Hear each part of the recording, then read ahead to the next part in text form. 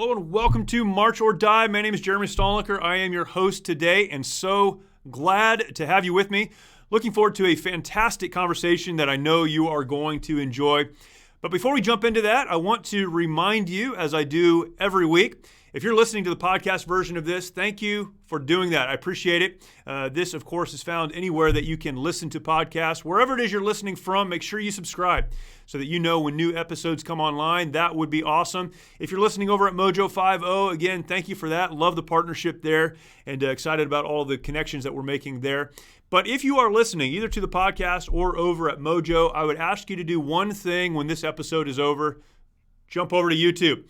And I know we fight with YouTube, we complain about YouTube, but YouTube is still a great place for content.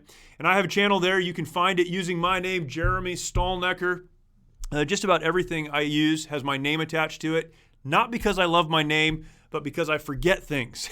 I can remember my name. So go to YouTube, search for Jeremy Stolniker. You'll find my channel there. And this episode, the video version of this episode is there, as well as many others and a ton of other content. I do my best to put content there that would be relevant and helpful to you. And I hope you'll go over there. Go ahead and subscribe if you have not yet. Hit the notification bell. Again, that lets you know when more content like this and other stuff comes online. Check that out. Leave me a comment. Share it out. Would love to connect with you there. That would be awesome. You can also, if you're interested, go over to my blog page, also my name, jeremystolniker.com, jeremystolniker.com. That is my blog. You can find blog articles. I've written many. They are there.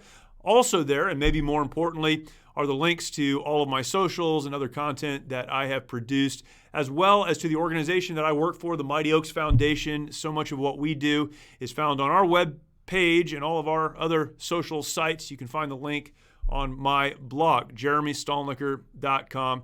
And if all of that didn't confuse you enough, I would encourage you, if the only thing you want to do is go to social media, go to my Instagram page, Jeremy Stolniker. You can find me there on Instagram. I'm on the other platforms, of course, but the most active there, and would love to connect with you on that platform. Thank you. A lot said there, but thank you for listening. Thank you for being part of this conversation. This, of course, is the March or Die show, and if you've listened for any length of time, you understand that March or Die is a phrase that represents two choices that all of us have when life gets difficult, and it gets difficult.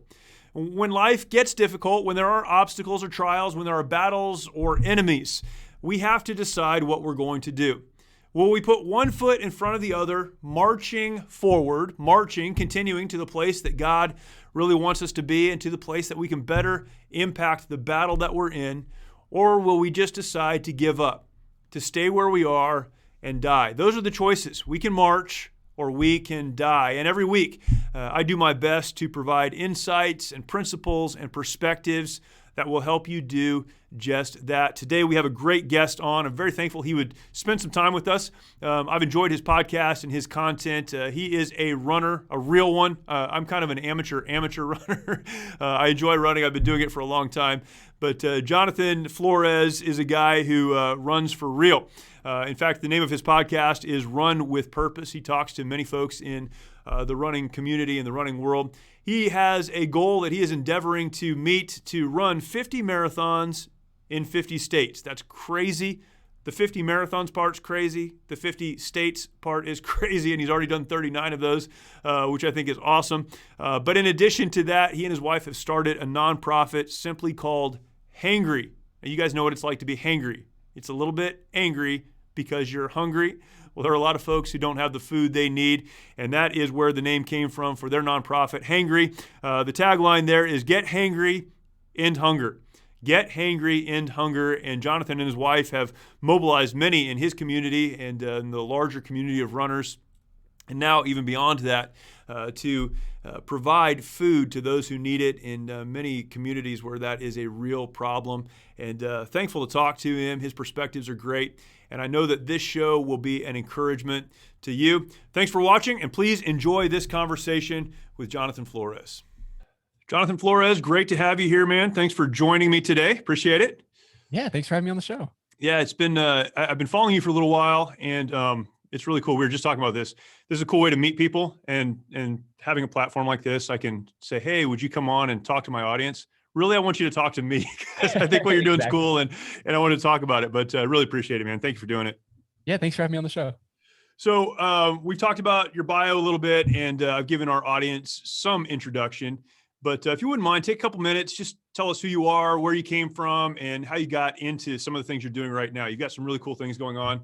But where'd you come from? I always find it interesting to talk about, the past and what shapes someone into, like in your case, wanting to run 50 marathons in 50 states and being involved in some of the nonprofit work you are and some of those things. What brought you to this point in your life?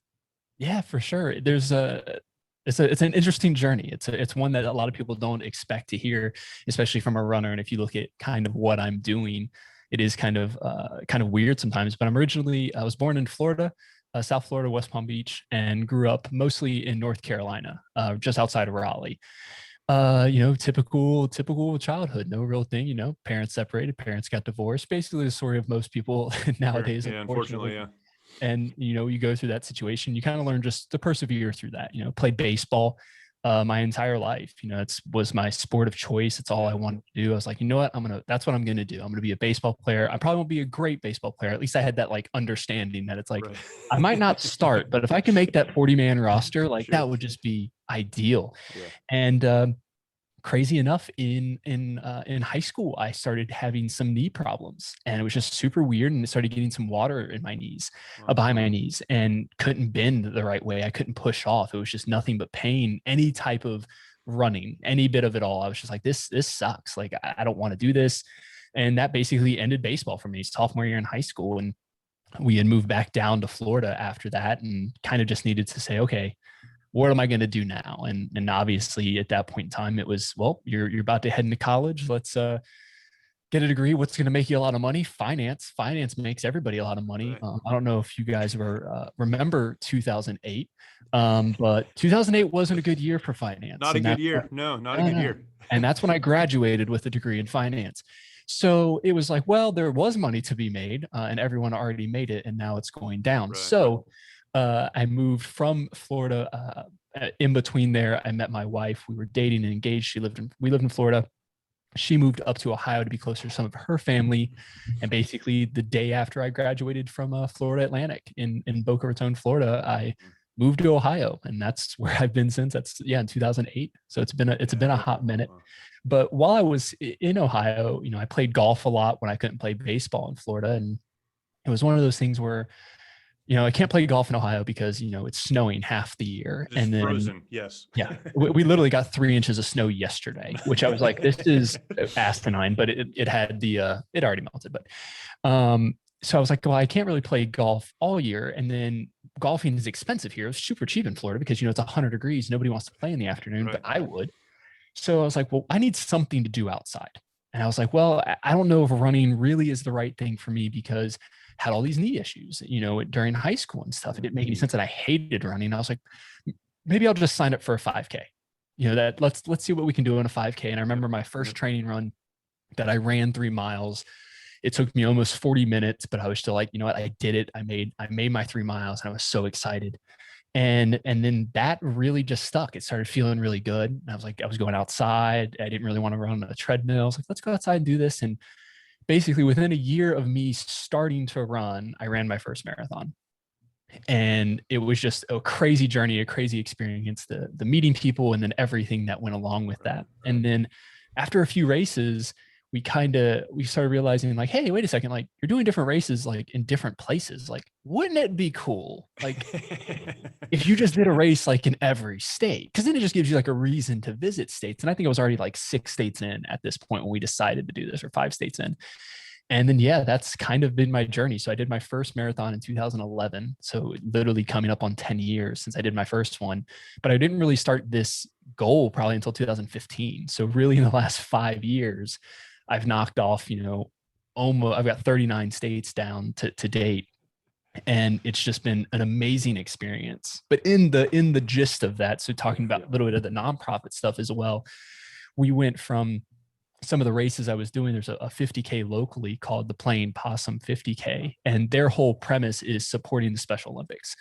The race directors take $0 from the race. They're like, hey, let's do this. I want to host a race to give back to the community. And it really inspired me of like, hey, I like running. Like I could probably host a race. Let's do this race. And my pastor at the time had a sermon where he was talking about using your gifts and abilities and talents to help someone else. So I said, okay, I'm good at running. I can figure this out. And within 90 days, we did our first race in what was then called the Hangry Race Series.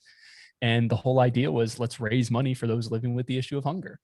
And 5 years later, over $20,000 raised in 7 races, we're like, all right, we're on to something here. There's a need that we can meet. And the race wasn't just cutting it. We were just doing one event every year. It was great to get people out raising some money, but we weren't really raising that awareness and that sort of thing. So just this year, my wife and I started Hangry. As you can see, got the hat on, got to represent today. Yeah. Yeah. Right. We started Hangry this year, and the whole idea is we're angry for those living with the issue of hunger, and we're doing something about it. We're not going to sit on the sidelines. So we still have a virtual race that'll be coming up here at the end of May, but really our focus isn't on the race anymore. The focus is on specifically helping people and getting out into the community and kind of being the hands and feet. Yeah, that's a very, very wide and very quick definition of my life, I guess.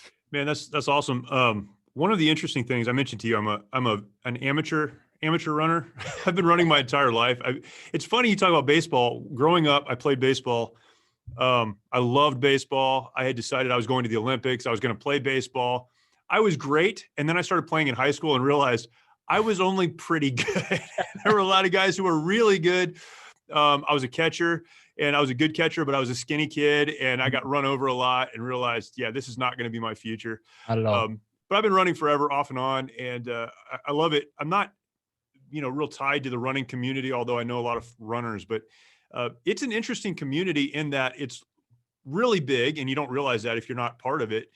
I think they say, particularly like ultra marathons, it's the fastest growing outdoor sport in America right now. But they're also very focused as a group on helping, whether that's today, all of the Instagram posts from the running community are about, national, whatever it is, global world day or whatever it is. Yeah. It's always about focusing on helping someone else and raising money for some cause. And I think it's a really cool community that way. And it's cool that you would leverage that to do what you're doing. What's your response been from runners, from friends, from people about, Hangry and what you're trying to do to feed people in these communities? It's been really, really great, honestly. Like when we started with the race, it was, like you said, the running community that they just want to race. They don't care really what it's for. Like, oh, you support something, then we're going to do it. And it's super interesting because usually, your 5K, 10K, the people that do 5K, 10Ks aren't the same people that usually do 50Ks. Yeah. So most of my friends were 50K and plus, like that's what they did. But having them come out and either run the race, support by volunteering or whatever the case might be, it kind of brought a different feel to it where we ran our small race as though it was a 50K, the way we did things, the way it was set up, the way it was organized. And I think that for the people that have done ultra marathons, it's very community knit and it doesn't feel like an over the top race. It feels very personal and that sort of thing. And that's kind of what the vibe that we did with it. So a lot of runners through the years of us doing the races kind of realize that like, oh, wait a second, like this doesn't feel, like, the color run or the hot chocolate run. It doesn't feel like any of these big corporate things, but yet you're making a larger impact in the community. And I think that was a big thing for us as race directors, my wife and I, was figuring out we didn't want to make money off of this. This wasn't my job. I have a full-time job. I have things that pay the bills. But if I can use a platform that I have and an influence that I have to make a difference for someone else, well, then that's what I'm going to do. It might take more work on my end, but to me, it's like, okay, I get 2 hours less of sleep, but the amount of people I'm helping that, literally didn't have food last week, to me, it's worth it. Yeah. That perspective is really important. I have been asked several times, why do you run? Why do you run long distances and things like that? And I don't talk about it a lot, but it's something I do. It's something I've always done. I mentioned to you, I'm getting ready to do a 50K in a couple of weeks. And there's a difference between running is my life and running supports my life. I like the name of your podcast, Run with Purpose, because I think that's what it should be. It's about using what you have, what God has given you, the platform and the skills to do something important. And you mentioned using those skills. Your pastor said that, use your skills to help others.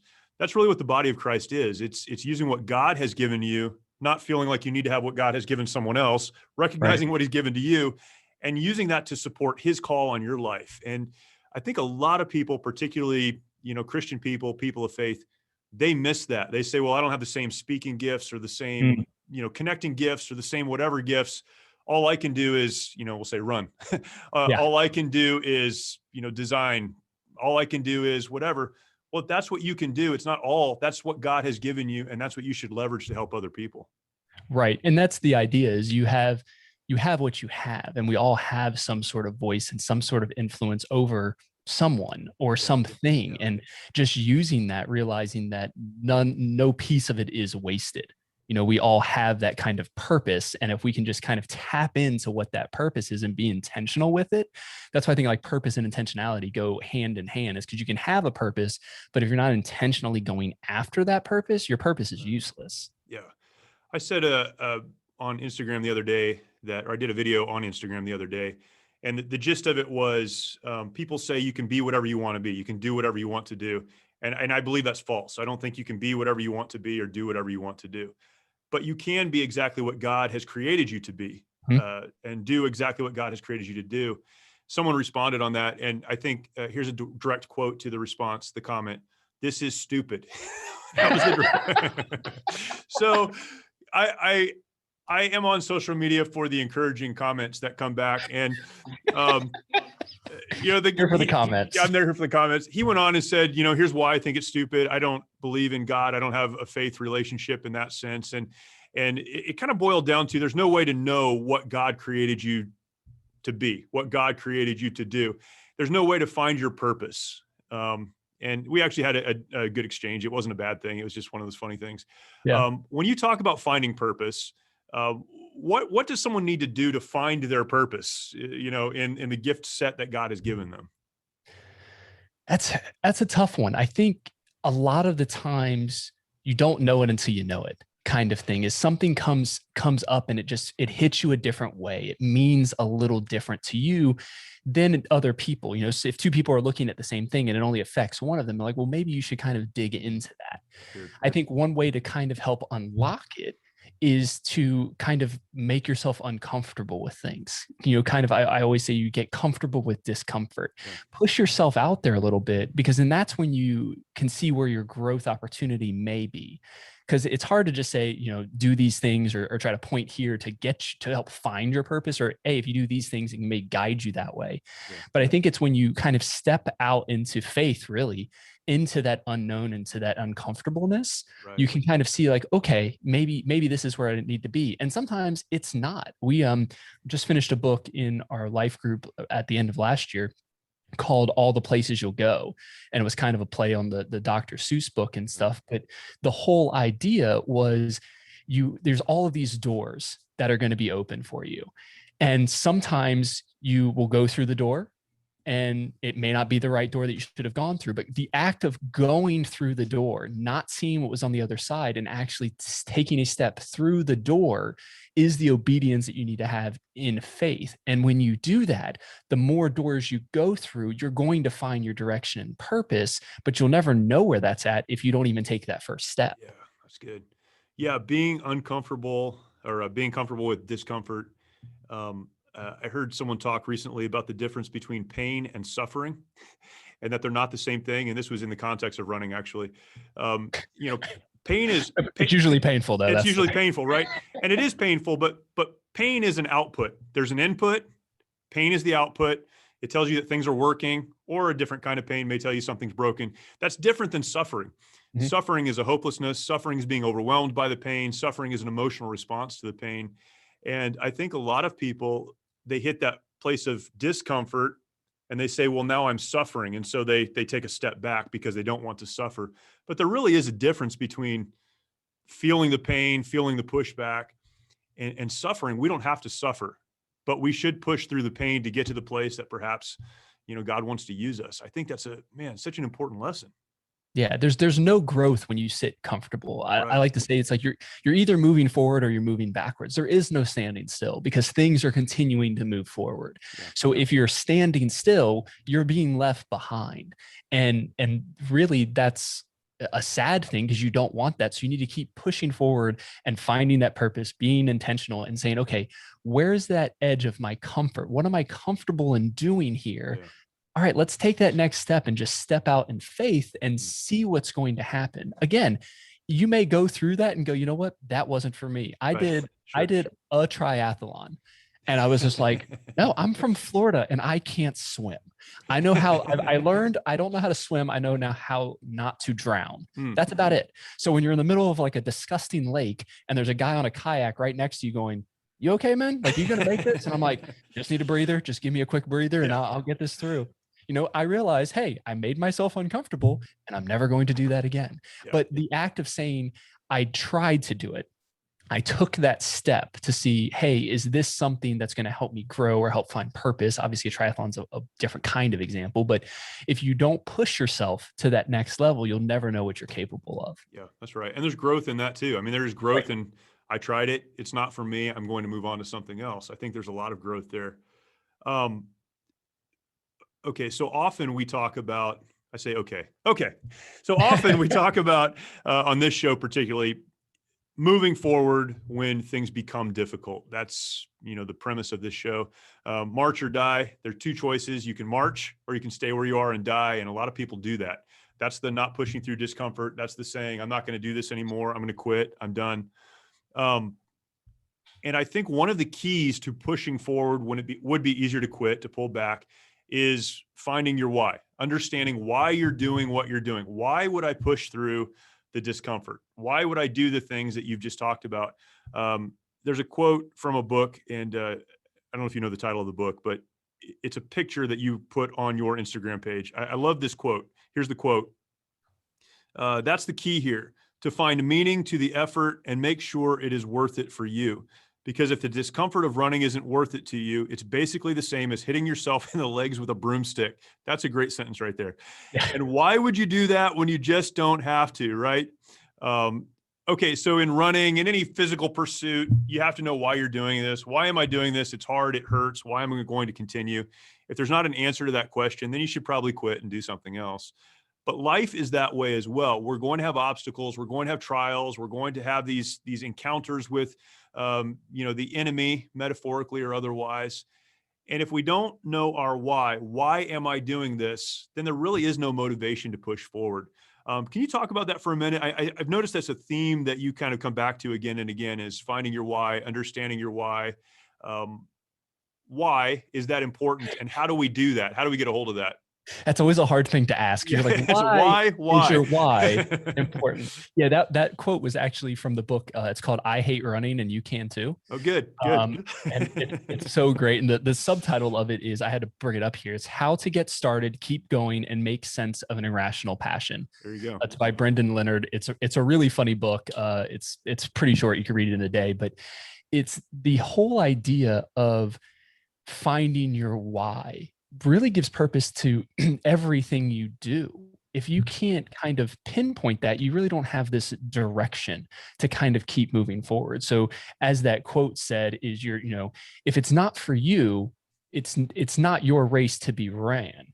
And what ends up happening in today's culture really is we find purpose in other people's purposes. We look at their purpose and go, they seem happy, which is a trigger word for me here. They seem happy. And because they're happy, I'm going to rinse and repeat what they're doing. Because obviously whatever they're doing is the right thing to do because they're happy. Right. And you start living for someone else's purpose and not for your own. And that's a dangerous place to be, because you'll never find contentment there. You'll never find joy in that life or in those activities, because they're not meant for you. I say it with goals and motivation and everything there. You really need to know why you are doing those things. I know my wife and I started Hangry because we were angry for those living with the issue of hunger. We wanted to do something and be a difference in the community. That worked for me. That doesn't work for everyone else. Right. Our nonprofit is different than a lot of folks because we're really just focusing on the things we want to do. We're not trying to get caught up in, typical bureaucracy that you can sometimes get with board members and that sort of thing. We told our board, basically, we want you to be leaders and guide us in the direction that we're going through. That's what we want you to do. We're not trying to get this like hoopla of what's going on and where you're going to sit and all of these like random things. Like, Sure. We're helping people with the issue of hunger. Get behind that or don't. And not to be rude with it, but that's our purpose. And we chose people on our board specifically that are going to help us get there. I think I kind of answered your question, but I may have gone around in a circle. No, it's great. I think you're exactly right. People get distracted, and often it is pursuing other people's passion. And happiness is a weird word, right? What does that mean to be happy? And most people who look happy aren't happy anyhow, first of all. Right.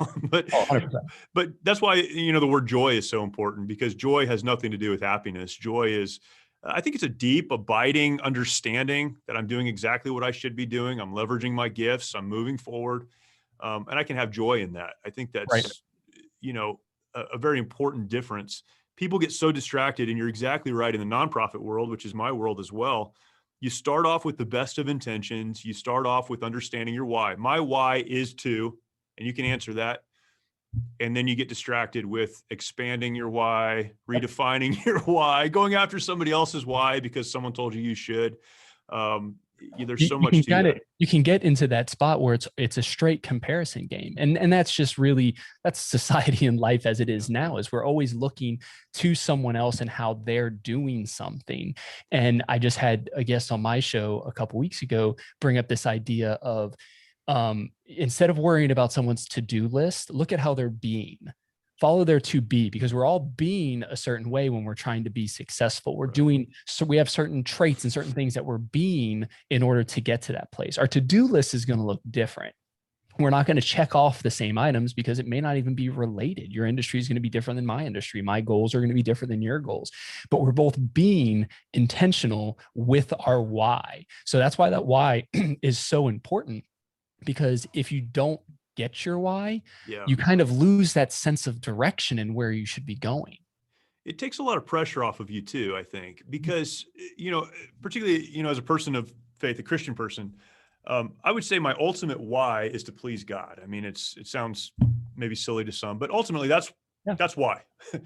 Well, if that's the why, then I can fall back on God has gifted me a particular way. And if he's gifted me this way, my goal, my why is to please him. So I'm going to leverage what I have and not worry about what other people have or don't have or what other people are doing. It takes so much pressure off. Exactly. Yeah, I feel like that why question is absolutely essential for people who are dealing with just difficulty in their life, struggling through things in their life. Lessons either from your own life, from running, from what you've seen as you've endeavored to help people who need help. What are some of the lessons that need to be understood to push through hardship and difficulty and trial and get to that place really that God wants you to be? That's such a great question. I mean, it wraps back into basically everything we've been talking about. It's you understand the why and the purpose. What's the end? I don't like using the word necessarily goal, because sometimes people use that as like, I just want to get to the finish line. Right. And then you forget about the journey of it. Sure. But that's really it, is kind of, what are you going towards? What are your hopes, dreams, ambitions? What drives you? If you can get that down, and when I mean down, I mean literally write it down, put it on a Post-it note, do whatever you need to do to make it very apparent that this is who I am. Stand by it. I do that all the time with my social media, and I don't shy away from it. I try to not make it a highlight reel. Obviously there's certain things, because it's business stuff and that sort of thing, it can be highlight reel-ish, but with the highlight reel aspect of it, I try to also be real. And I had a race in February, is the last race I did. And the reason I'm not running now, because I've got a post-tib issue, post-tib tendon issue right now. I was overconfident, and my podcast episode was literally called Overconfident. And I wanted to call me out on my own crap. And I think that's the important thing is, you know your why, you have your purpose, and you're going to be going through your direction, or going into the direction of where you're trying to get. But it's also taking that step back and acknowledging when you fail, when you take that step back, really sitting in it and going, okay, why did I fail? What could have I done differently to get through there? And if you change that mindset of failure isn't a bad thing, failure is the learning experience to keep me going, then the next time you fail, because you will fail again, Sure. it's not as difficult to kind of get over. You can regroup, understand, learn from it, and keep on going. Another piece I use with that, in conjunction of not just wanting to give the highlight reel of things, is I tell people all of my stupid goals. It could be like the dumbest thing where I'm like, hey, I've run the last few years, I run my age of my birthday. My birthday's in the middle of the summer, which is a horrible time to run in Central Ohio. And I'm like, hey, this is we're just going to run. And we're going to stop at a few bars along the way or whatever, and have a drink every so often while we're on this run. And then, it's like, it becomes that day and you're like, well, now I have to do this I've already because said it. I just told everyone I was going to do this. And some people take that a different way. They're like, oh, he's trying to show off or do whatever. And I do it for accountability. And I think that's the other kind of helping you with your purpose and your why, and to persevere through situations like that, is you got to have people alongside of you. You cannot do it by yourself. And that's not even just from like a faith thing. Obviously, it's having God on my side and knowing that he's has a plan for me. And even if I try to butt heads with that plan, he's going to steer me in the right direction. But having other people around you to kind of to pick you up and to motivate you and to be there to cheer you on, but to also let you know, like, hey, you may have failed in this area, or hey, you can get better in this kind of way. Having those people around you makes it almost impossible to sit in failure and be disappointed with it, because you always have people to lift you up. And that's probably if not the most important part of it, if not just dealing with your own purpose. Yeah, that's awesome. Man, that's great. Jonathan, where can people follow you, follow your organization, listen to your podcast? Where do you want to point them to? Yeah, so you can find me on socials at flores.run on Facebook and Instagram. Hangry is Get Angry End Hunger. I always mess that one up. And then our website is wearehangry.com. My personal website is flores.run, www.flores.run. The podcast is literally anywhere you can find podcasts, Run with Purpose. And then we also do all of our interviews that get thrown on our YouTube page, which you can find that link on the website or there. But yeah, shoot me a DM. I'm on Instagram probably more than I should be. But yeah, you can reach out to me if you want to chat about anything. Yeah, very cool, man. Thank you for that. I really appreciate it. It's great talking to you. Again, I've admired you from a distance, and it's great to connect, and hopefully we'll talk again. Yeah, sounds good. Appreciate it. Thank you. What a great conversation. So many wonderful things were said there. Leveraging your gifts, the things that you have for the good of others is so important. Having an answer to the question of why, also important. And that's something you might have to struggle through and to figure out over time. But pursue that. Get that answer. As Jonathan said, write it down so that you know why you're doing what you're doing. Be honest, be clear, be transparent, and have other people in your corner to help you move forward. These are all so important, particularly when life gets a little more difficult than you'd like for it to be. Because you know what? That's life.